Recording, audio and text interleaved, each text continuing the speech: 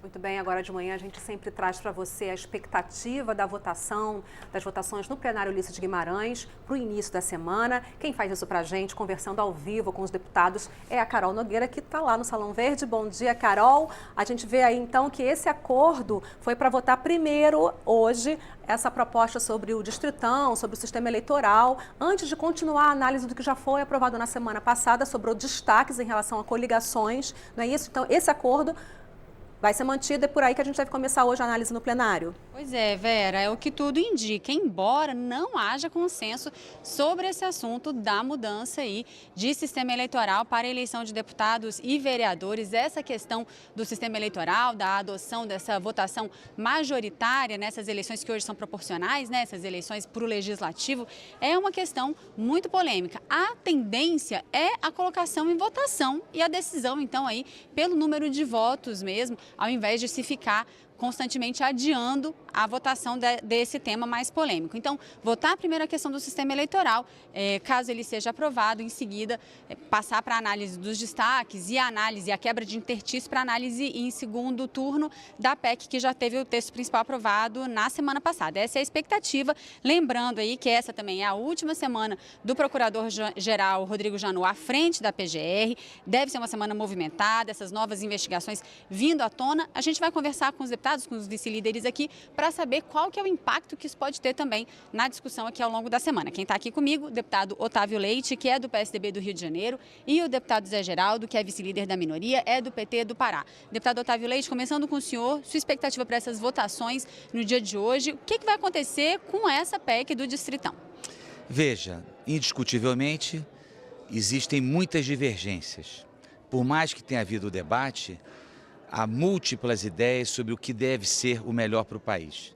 No entanto, eu tenho para mim que o tema já está maduro. O Congresso tem que botar, a Câmara em especial, um ponto final nesse assunto.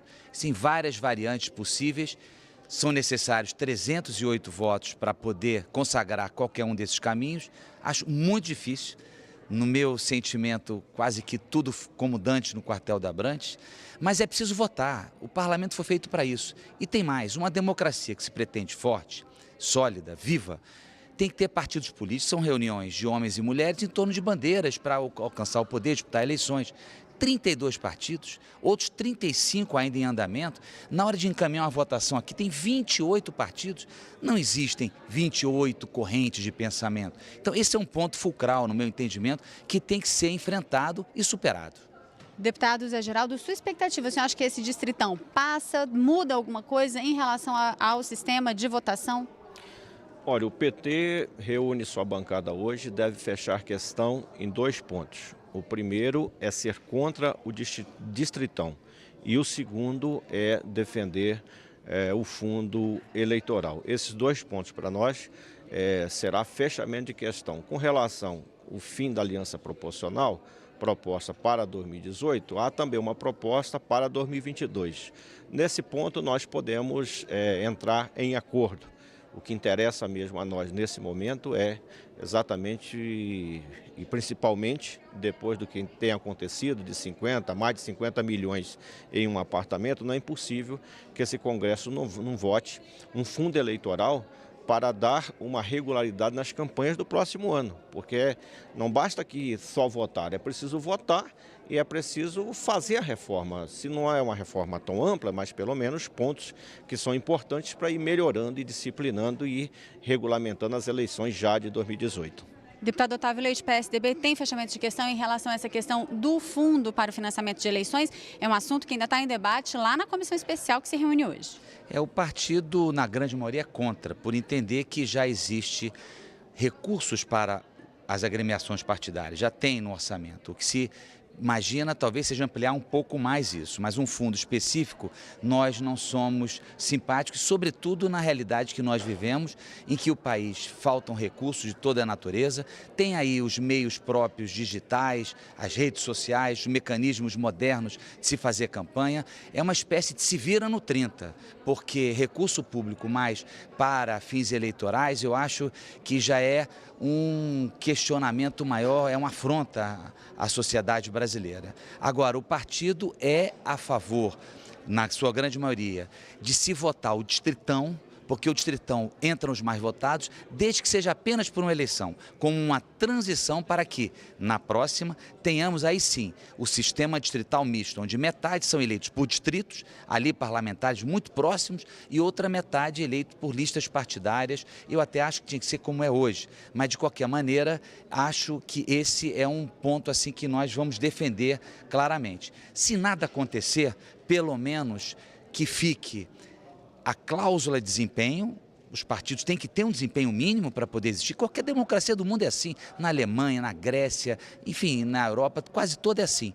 E também o fim da coligação partidária, porque o partido existe para apresentar sua proposta, que reúna seus candidatos e dispute uma eleição. Agora, as engenharias matemáticas têm feito aí com que partidos que não têm menor importância, menor substância ideológica, estejam aí participando e de maneira, no meu entendimento, oblíqua, que não é muito clara. Deputado Zé Geraldo, o PT tem posição em relação ao fim da coligação. Como é que fica o fim da coligação caso o distritão ganhe, por exemplo? As coisas são compatíveis uma com a outra? Porque, enfim, vai deixar de ser uma votação proporcional.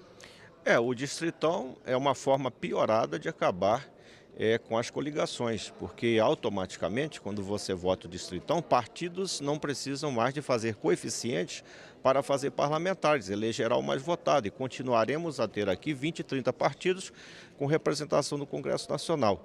Quem não defende um financiamento público, um fundo eleitoral, passa a defender o que é atual, que é o financiamento da pessoa física, que é uma imoralidade, porque atualmente o rico financia ele mesmo, ou financia amigos que são ricos.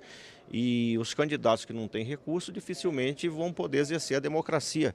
É como você entrar enfrentando o leão de bodoque, enquanto que o outro está preparado com metralhadora.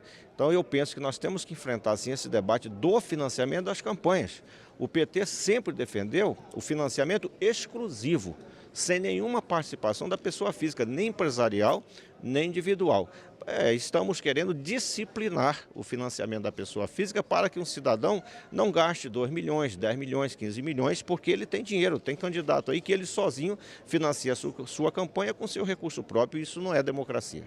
Agora, pelo que os senhores estão falando, o clima é de votação, de colocar em votação, não é um clima de esperar mais nada, nem de obstruir mais nada. Essas investigações que estão acontecendo nessa última semana aí do Dr. Rodrigo Janot à frente da PGR, isso pode impactar de alguma coisa esse clima de votações? Tem tido tanta investigação ao longo do tempo que aqui para nós, eu acho que não deve nem irá impactar a votação. Nós temos que dar uma resposta à sociedade. Se discute reforma política há muito tempo, então que se vote. Esse é o cenário que nós temos. Nós estamos aqui exercendo um papel com um mandato para tomar decisões. Então, cada qual votará com a sua consciência.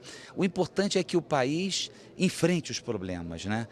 A campanha eleitoral, ela tem que existir, ela custa. Evidente, uma pessoa física que doa tem que ter limitações extremas para evitar exatamente descompassos e concorrências desleais, pessoas ricas terem condição de botar mais dinheiro que outros. A campanha tem que ser o mais igual possível.